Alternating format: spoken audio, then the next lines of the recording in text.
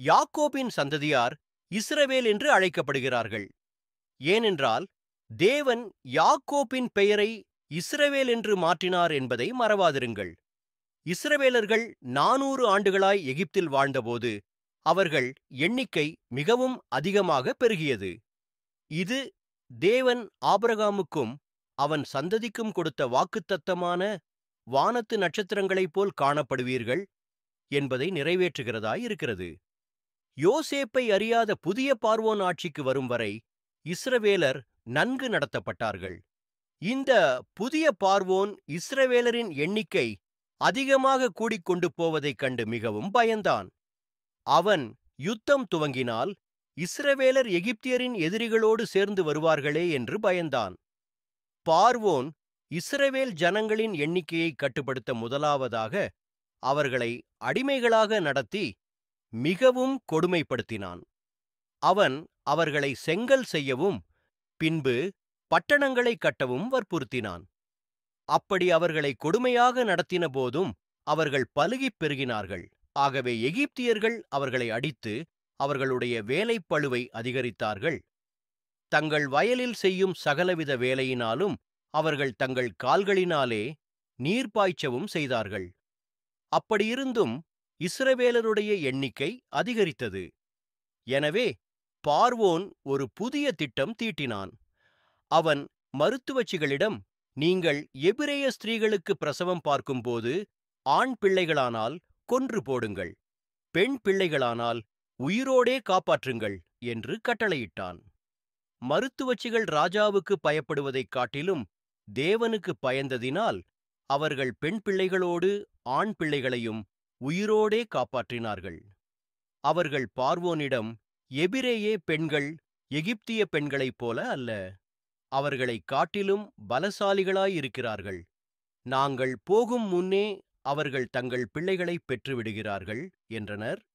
இது நிமித்தம் தேவன் மருத்துவச்சிகளுக்கு நன்மை செய்தார். ஏனென்றால் அவர்கள் ஆண் பிள்ளைகளை கொல்ல மறுத்தார்கள்.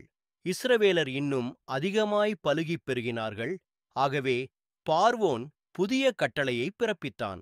அதென்னவெனில், புதியதாய் பிறக்கிற ஒவ்வொரு ஆண் குழந்தையும் நைல் நதியில் துக்கி எறியப்பட வேண்டும்.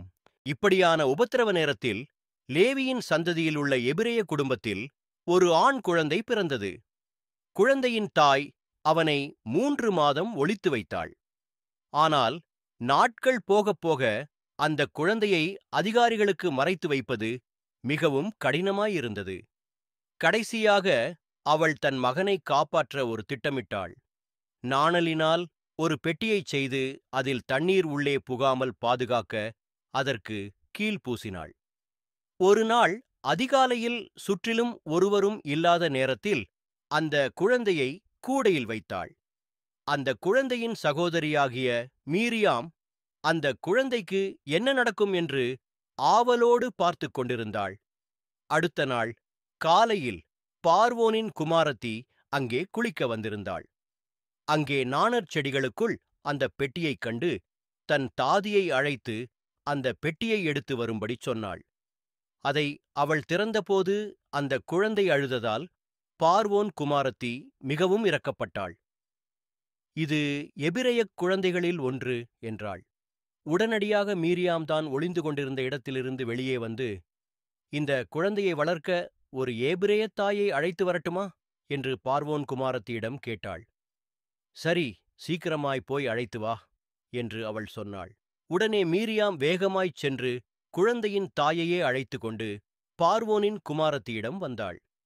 பார்வோனின் குமாரத்தி அந்த குழந்தையின் தாயிடம் பட்சமாய் பேசி, நீ இந்த குழந்தையை எனக்காக வளர்த்திடு, அதற்கான பணத்தை நான் உனக்கு கொடுத்திடுவேன் என்றாள். அந்த குழந்தை வளர்ந்து பெரியவனான போது அவனை அவள் மீண்டும் பார்வோனின் குமாரத்தியிடம் விட்டுச் சென்றாள். அவன் அவளுக்கு தத்துப்பிள்ளையானான். அவன் அரண்மனையில் கற்றுக் கொடுக்கப்படும் எல்லா கலைகளையும் கல்வியையும் கற்றுத் தேர்ந்தவனானான். அவள் அவனை ஜலத்திலிருந்து எடுத்தேன் என்று சொல்லி மோசே என்று பேரிட்டாள். For more videos, subscribe and like my channel.